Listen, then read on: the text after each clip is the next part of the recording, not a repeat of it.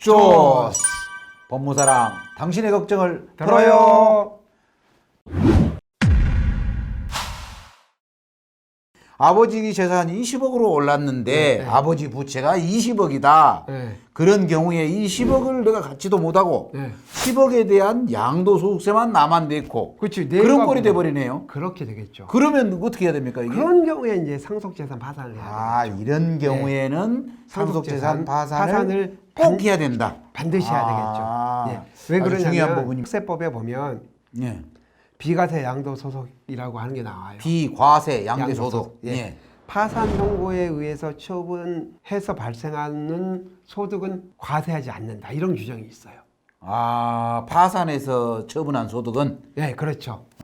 그냥 판 것은 양도소득세를 부과를 과세하는데 파산 절차를 통하면 비과세가 된다. 그렇죠. 그러니까 만약에 상속받은 사람이 한정 승인을 해서 청산 절차를 밟으면 양도소득세를 내야 되지만 이렇게 상속재산 파산을 해서 양도소득세가 부과되는 경우에는 이게 비과세되기 때문에 이런 경우에는 불이탈을 받지 않게 되겠죠.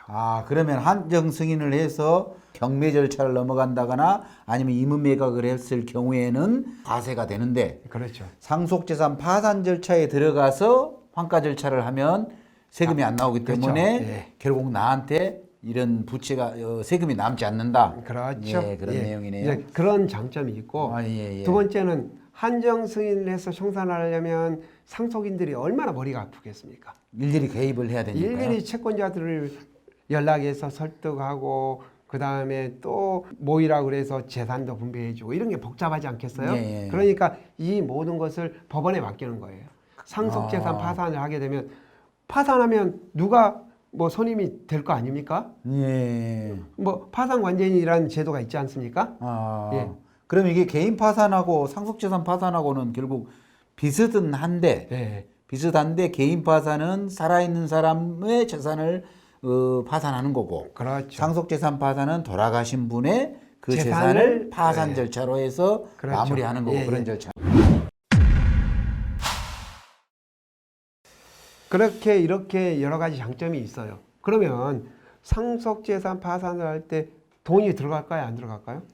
법원에 신청하면 돈이 좀 들어가지 않겠습니까? 들어가겠죠. 아니 그러면 상속인은 내 돈 들여서 상속재산 파산을 해야 되나요? 그러게 말입니다. 그래서 파산 절차 비용은 그럼 누가 내나 여긴? 일단은 파산 신청한 사람이 내야 되지 않을까요? 일단은 납부를 일단 내고 나서 청산하면 그 청산 비용에서 이 파산 절차 비용을 받을 수 있나요? 사실은 상속 절차 비용이라고 보면은 어떻게 보면 공제가 돼야 되겠네요. 왜냐하면 상속 비용은 상속 재산에서 공제하는 게 원칙이잖아요. 그렇죠. 근데 이 비용은 당연히 공제돼야 되는 것으로 생각되는데 어떤 파산 관제인은 공제를 해주고 어떤 파산 관제인은 공제 안 해주는 관제인이 있다면서요? 그러니까요.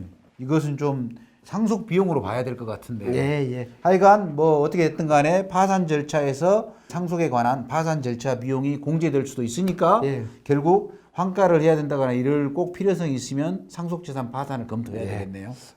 이 파산 절차 비용도 파산 관제인이 이것을 공제를 안 해주면 가서 따지면 공제해주지 않을까 싶은데 골치 아프더라도 공제해주지 않을까요? 네, 한번 그렇게 가서 법에 의하면 상속 비용으로 당연히 상속 재산에서 공제하는데 너는 왜 안 해줘? 막 이렇게 따지면 어떻게 해주실 것 같아요?